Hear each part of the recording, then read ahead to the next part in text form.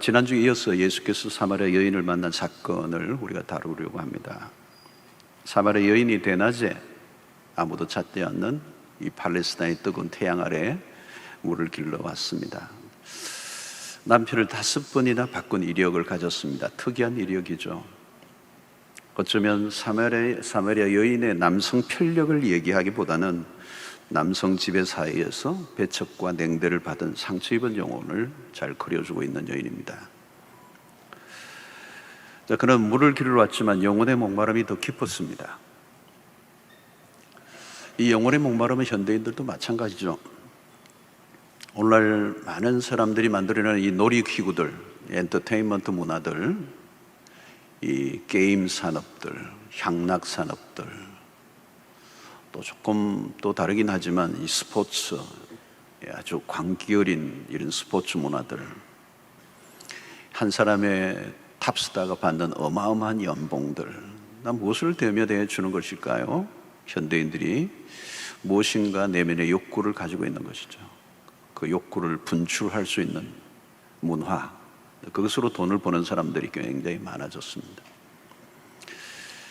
자, 남편 다스를 바꾸었듯이 또 현대인들은 다양한 것을 바꿉니다. 또 직장을 바꾸기도 하고 또 더 나은 환경으로 이사를 해보기도 하고, 그러나 지상에 내 마음에 드는 직장도 남편도 동네도 없습니다. 사마리아 여인은 고립되어 있습니다. 주님과의 대화 속에서 갑자기 주님께서 그녀에게 가서 남편을 불러오라. 여인이 정직하게 반응을 했죠. 나는 남편이 없습니다. 이 말은 다르게 표현하면 나는 죄인입니다 라는 말과 같습니다. 이 여인이 갑자기 무너져 내리고 있습니다. 더 이상 부끄러운 과거를 숨기지 않는 것입니다. 왜냐하면 주님은 빛이시기 때문에 빛이신 그리스도 앞에서 그의 모든 것들이 이제 드러나고 있습니다. 그리고 감출 수 없다는 것을 그가 알았기 때문에 솔직한 고백을 했습니다. 자, 여인은 예수님과 대화를 하는 가운데 점점 빛 안으로 들어오고 있습니다. 그리고 여인은 그리스도에 대해서 눈이 조금씩 열리기 시작합니다. 오늘 19절에 이렇게 고백을 하죠. 여자가 이르되 주여 내가 보니 당신은 선지자로소이다. 영적인 눈을 뜨기 시작했다는 얘기입니다. 대화를 하는 가운데 대화를 하고 있는 이 앞에 있는 한 남성이 유대 평범한 남성이 아니고 뭔가 다른 존재라는 걸 느끼기 시작한 것입니다. 여러분, 영적인 눈이 뜨는 것, 다르게 표현하면 영적인 깨달음이 온다는 것, 이것은 특별한 일입니다. 여인의 눈에서 비늘이 벗겨지고 있는 것이죠. 바울 사도에게도 그런 사건이 일어났습니다. 눈에 비늘이 벗겨지는 사건. 아무것도 보지 못했는데 아나니아의 도움을 통해서 눈에 비늘이 벗겨지는 사건. 상징적인 사건이죠. 영의 눈이 열리는 것입니다. 여러분, 우리의 눈을 가리고 있는 게 있습니다. 평소에 우리가 보는 것 같지만 보지 못하는 세계가 많습니다. 온 세계는 영의 세계가 있고 또 비영적인 이 육의 세계가 있습니다. 우리가 영의 세계를 알지 못하면 사실 육에서 일어나는 세계도 우리가 알지 못합니다. 영의 눈이 열리면 육체의 모든 일들도 볼 수가 있게 되죠.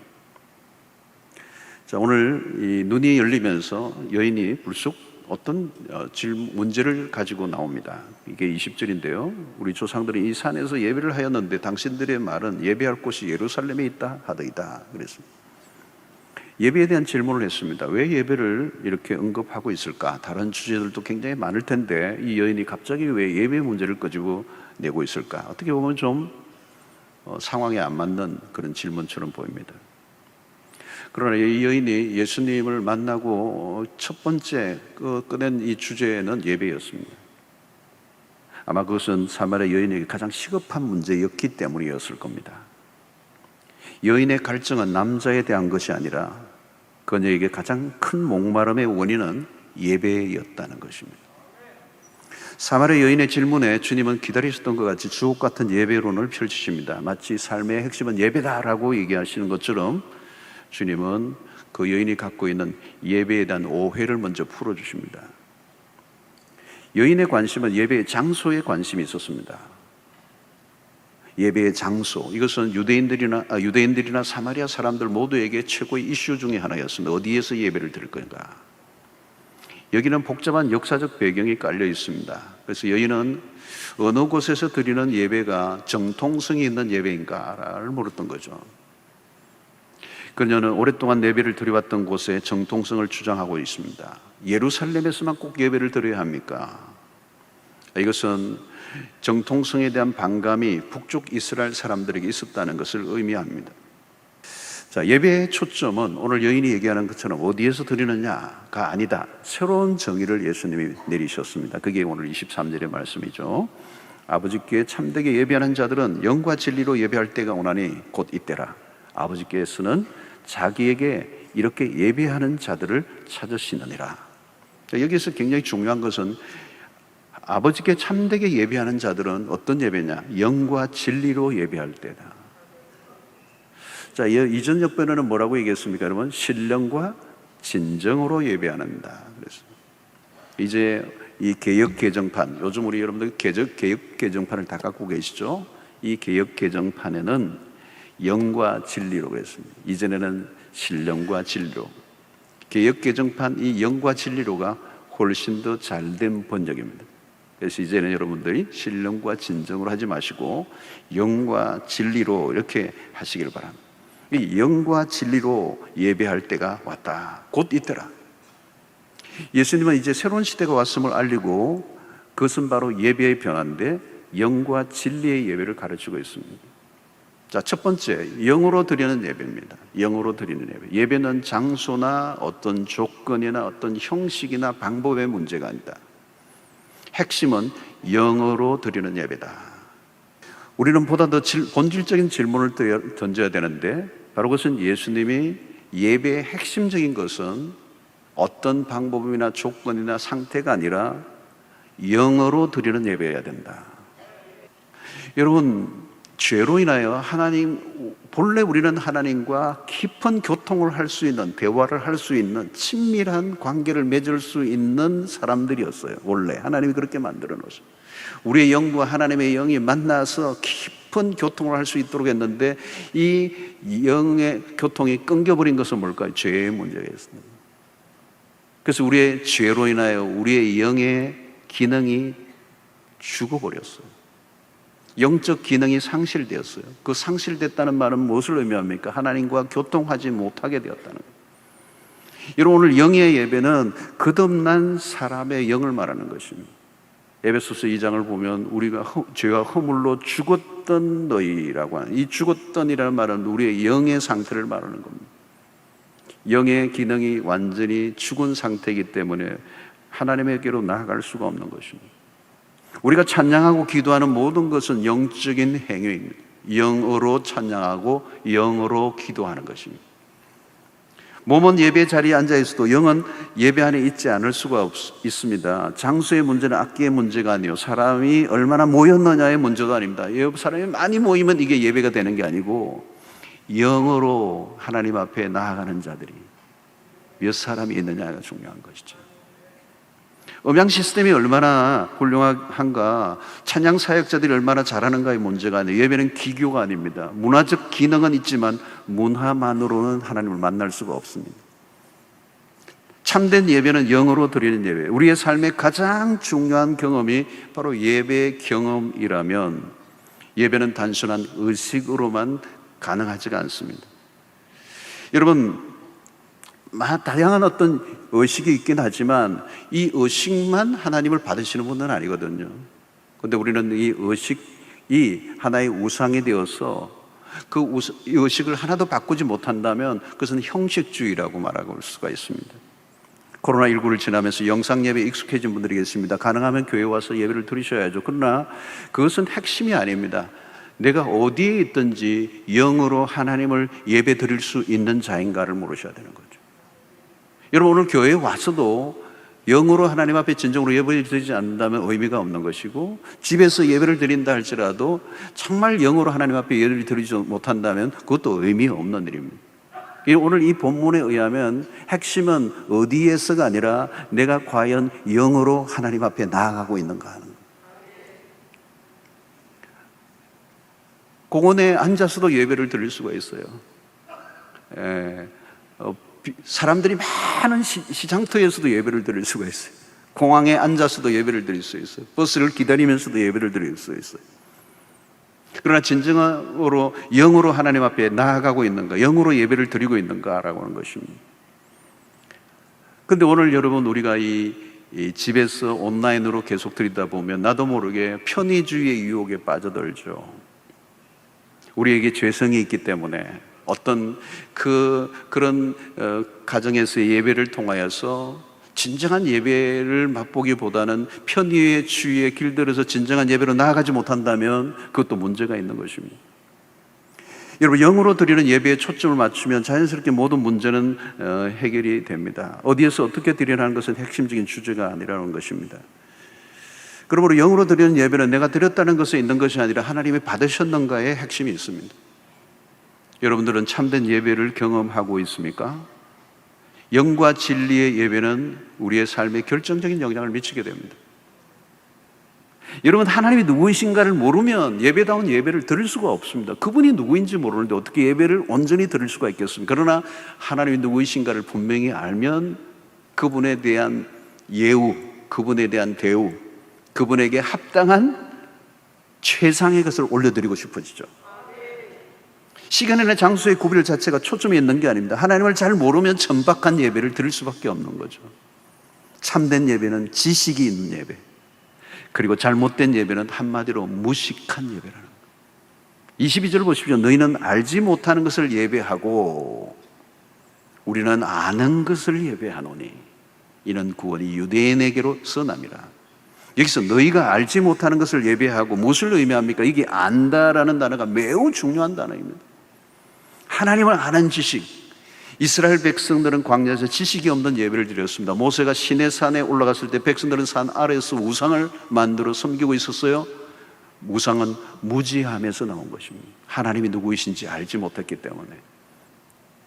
그리고 이스라엘의 실패의 핵심은 우상 숭배입니다. 그런데 이것은 이스라엘의 문제뿐만 아니라 우리 모두의 문제예요. 오늘 인류의 역사는 이 우상을 만드는 역사. 인간은 우상 제조기라 존 칼빈은 그런 얘기를 했습니다. 어떤 우상을 만들죠, 여러분? 하나님이라는 이름의 우상을 만들어내요. 하나님을 섬기는 것 같은데 하나님이 아닌 거예요. 다른 하나님인 거예요. 겉으로는 문제가 없어 보이는데 안으로 들어가면 그 안에는 금송아지 우상이 들어있는 거예요. 여러분, 우상은 일종의 욕망의 투사라고 얘기해요. 자기 욕망이 거기에 우상에게 들어가 있는 거예요. 내가 원하는 것을 들어주는 신을 찾는 것입니다. 성경이 말씀하는 하나님이 아니라 내가 원하는 하나님. 하나님을 바로 알아야 합니다. 진리의 예배는 매우 중요합니다. 하나님이 누구이신가를 알면 저절로 참된 예배를 드릴 수가 있습니다. 예배란 하나님의 수준에 걸맞는 대우를 해드리는 것입니다. 그분의 가치를 인정하는 삶. 여러분, 우리는 하나님에 대한 지식에 목마름이 있어야 합니다. 여러분, 신자는 하나님에 대해서만은 무식해서는 안 된다는 거예요. 지식 중에 지식은 하나님을 아는 지식입니다. 우리가 성경을 많이 알아야 돼요. 왜요? 성경을 통해서 하나님을 배우기 때문에. 하나님을 모르면 다른 것을 아무리 알아도 무식하다고 할 수 있습니다. 인간이 왜 교만해지는 것입니까? 하나님을 모르기 때문에. 하나님을 알고 나면 교만할 수가 없어요. 호세아서의 핵심이죠. 하나님을 알라, 힘써 알라. 하나님을 모르는데 예배가 어떻게 가능합니까? 이스라엘의 실패는 하나님에 대한 무지였어요. 그것으로 인하여 예배가 무너졌고 우상 숭배가 난무했습니다. 이것이 신앙의 핵심적인 문제죠. 여기에 앉아있지만 예배와 정반대인 우상 숭배를 할 수 있어요. 하나님이라는 이름으로 우상을 섬기는. 나는 하나님을 바로 알고 있는가? 하나님을 하나님으로 인정하고 있는가? 하나님을 하나님으로 인정하는 것이 예배예요. 사랑하는 성도 여러분, 하나님의 이름에 합당한 대우를 해드리는 예배자 되시기를 축원합니다. 그런데 여기서 하나님을 아는 지식은 단순히 머리로만 아는 지식이 아닙니다. 하나님을 하나님으로 인정한다면 하나님의 말씀을 따라 살아갈 수밖에 없습니다. 결국 진리로 드리는 예배란 한 시간의 예배만이 아니라 진리를 따라 살아가는 일상으로 이어져야 한다는 거예요. 예배자의 삶은 그러므로 달라질 수밖에 없습니다. 한 번의 예배로 하나님께 할 일을 다 했다고 할 수 없습니다. 예배와 일상의 삶은 분리될 수가 없습니다. 일상의 삶이 부실하다면 틀림없이 예배에 문제가 있을 가능성이 있습니다. 참된 예배는 삶을 바꾸어 놓고도 남는 것입니다. 하나님을 알면 알수록 예배는 깊어지게 되는 것입니다. 자, 하나님은 그러므로 초점은 영과 진리의 예배입니다. 영으로 드리는 예배, 진리로 드리는 예배. 영이 깊어질수록 예배는 깊어지게 되고 하나님에 대한 지식이 깊어질수록 예배가 깊어지게 될 것입니다. 그때 그는 예배자가 되는 것입니다. 자, 참된 예배자 23절을 보십시오. 아버지께 참되게 예배하는 자들은 영과 진리로 예배할 때가 오느니 곧 이때라. 아버지께서는 자기에게 이렇게 예배하는 자들을 찾으시느니라. 누구를 찾으신다고요? 예배자를 찾으신다는 거예요. 여러분, 이것은 독특한 표현입니다. 하나님이 찾으시는 사람은 어떤 사역을 잘하는 사람을 찾는 게 아니에요. 예배자를 찾으신다는 거예요. 하나님의 관심은 예배자입니다. 그가 유대인이냐 사마리아인인가는 중요하지 않습니다. 다른 기준이 아니라 예배가 모든 것을 가르는 기준이 되는 것입니다. 하나님이 기중히 여기는 기준은 참된 예배자입니다. 예배자를 찾으시는 이 말씀에는 당시 진정한 예배자를 볼 수 없었다는 것을 내포하고 있습니다. 당시 이스라엘은 영적인 혼란기였습니다. 신구약 중간기 400년 동안 영적 암흑기를 보냈습니다. 예배가 이미 죽어 있었습니다. 마치 사무엘서에 나오는 엘리 시대와 비슷해요. 하나님의 말씀은 다 끊겨버렸고 영적으로 어두운 시대. 예수님 당시 이스라엘에 얼마나 많은 예배들이 일어났습니까? 예배의 행렬이 이어졌습니까? 그런데 주님은 예배자를 찾고 있다고 말씀하십니다. 오늘날도 마찬가지입니다. 수많은 그리스도인이 주일이면 모여 예배로 나오고 있습니다. 참된 예배자들인가 하는 것입니다. 하나님은 예배 의식을 받으시는 분이 아닙니다. 하나님은 예배를 받으십니다. 예배 순수에 관심이 있는 게 아니라 예배자의 태도에 관심이 있습니다. 주님은 예배드릴 마땅한 공간이 없다고 투정하지 않습니다. 예배를 드릴 쾌적한 공간은 우리에게 필요한 것이지 하나님에게 필요한 것은 아니에요. 하나님이 찾으시는 것은 오직 한 가지, 예배자이면 충분하다는 것입니다. 빗물이 새는 허름한 창고 같은 곳이라도 참된 예배자가 있다면 그것으로 나는 충분하다, 이렇게 말씀하십니다. 우리 한국교회가 막 일어날 때는요, 개척교회 가마니 같은 거 깔고 바람도 불고 춥고 한데 톱밥난로 같은 걸 켜놓고 뭔가 아무것도 없는 그런 황무한 곳 같은데도 그때는 참된 예배자들이 있었어요. 그 예배가 살아있어요. 하나님의 수준 높은 음악이 있으면 하나님이 감동하시는 분이 아니에요. 중요한 것은 그런 것들을 통하여 우리의 영과 진리가 담겨져 있는가. 그에게 헌금보다 상한 심령을 하나님은 원하신다. 우리 자신이 하나님이 받으실 만한 산재물인가 라고 하는 것입니다. 하나님은 예배자를 찾으세요. 다른 것은 다 부수적인 것들이에요. 나는 참된 예배자인가? 하나님은 예배를 드리는 나를 보고 계시는 것입니다. 사랑하는 성도 여러분, 신앙이란 예배에 대한 눈뜸이에요. 세상에서 경험할 수 있는 독특한 체험이 있어야 합니다. 예배란 하나님의 영광과 접촉하는 일입니다. 하나님의 영광과 접촉이 안 되면 문제가 심각해지죠. 사마리아 여인은 무엇인가를 찾고 있었습니다. 그녀는 처음에는 물을 구하러 왔어요. 그러나 그녀는 목마르지 않는 물을 원했습니다. 그러나 세상에서는 목마르지 않는 물이 없어요. 영원히 목마르지 않는 생수는 오직 한 분, 예수 그리스도밖에 없었습니다. 그녀는 주님을 만났습니다. 갈증이 사라졌습니다. 예배가 드리고 싶어졌습니다. 그녀에게 최악은 예배가 끊긴 것이었습니다. 예배다운 예배가 없었습니다. 참된 예배를 드릴 수 있는 길이 그녀에게는 끊겨 있었던 것이죠. 하나님에게 나아갈 수 있는 길이 차단된 삶, 그런 예배를 드리기는 드렸지만 헛된 예배를 드리고 있었습니다. 그런데 이제 그 길이 열렸어요. 바로 앞에 계신 예수 그리스도 때문에. 여러분, 참된 예배보다 하나님을 기쁘시게 하는 것은 없습니다. 하나님을 진정으로 예배하는 곳에 머물러 계시거든요. 그곳에 하나님의 임재로 가득한 것입니다. 다른 어떤 활동보다 예배는 중요합니다. 예배의 자리를 대신할 수 있는 것은 없습니다. 인간이 경험할 수 있는 최상의 경험이 예배예요. 진정한 예배를 드릴 때 우리의 영혼은 최고조에 이르는 것입니다. 예배는 하나님이 우리에게 주신 최고의 선물입니다. 우리가 하나님에게 나아갈 수 있는 길은 하나님이 열어놓으신 그 예배를 통하여, 우리가 예배다운 예배를 드릴 때 우리 안에 완전한 배부름이 찾아옵니다. 내적 충만 현상, 그 충만한 기쁨을 경험하게 됩니다. 잠시 우리 안에 위안을 주는 것으로 끝나는 그런 값싼 위안이 아닙니다. 우리는 지금 코로나 팬데믹을 2년여 겪었고 많은 후유증 어려움들이 있습니다. 뿐만 아니라 삶의 여정이 앞으로도 여전히 쉽지 않습니다. 우리의 미래를 낙관하기 어려워요. 그리고 우리의 삶의 여정에는 다양한 어려운 사건들이 끊임없이 꼬리꼬리를 물고 나오는 이런 시대를 살아가는 우리에게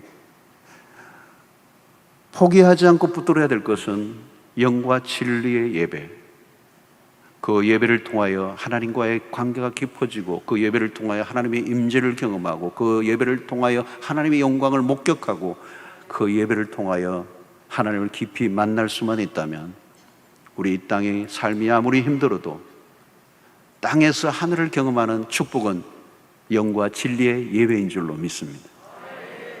이 땅을 딛고 살아가는 백성들에게 하늘문이 열리는 사건이 예배인 줄로 믿습니다. 바울과 실라가 사도행전을 보면 그들은 밤새 두들겨 맞고 신음하는 그 깊은 심야에 그 감옥 안이 예배당이 되고 맙니다. 그곳에 하나님의 임재로 충만하게 되고 그들의 입술에서 신음소리가 나오는 것이 아니고 자학하는 소리가 나오는 것이 아니고 그들의 입술에서 찬양이 터지고 기도가 터지기 시작합니다. 간수들이 그 노래 소리를 듣습니다. 이상하게 여겼다고 그랬습니다. 이상할 이유 밖에 없죠. 그 고통 속에, 그 감옥 속에 있음에도 불구하고 그들의 입술 속에 저주와 신음 대신에 찬송이 터지게 하시는 분은 성령님이셨고, 그 감옥 안이 예배당으로 바뀌고 하나님의 임재로 가득할 때 무슨 사건이 일어났죠? 하늘문이 열리고 마침내 그들의 찬송과 기도가 하늘문을 열게 되었고, 그 역사로 뚜렷한 증거는 감옥 문이 열리게 되었다는 것입니다. 참된 예배는 감옥 문까지 여는 역사가 일어나는 것입니다. 참된 예배는 하늘문을 여는 역사가 일어나는 것입니다. 여러분, 우리가 참된 예배를 드리지 않으면 우리는 이 땅에 갇힌 삶을 살 수밖에 없어요. 꼼짝도 못하는 이 사마리 여인이 그렇게 살아왔습니다. 사랑하는 성도 여러분, 오늘 이 땅을 살아가는 우리가 얼마나 답답할 때가 많습니다. 예배로 승부를 거시기를 바랍니다. 영과 진리의 예배를 드리시기를 축원합니다.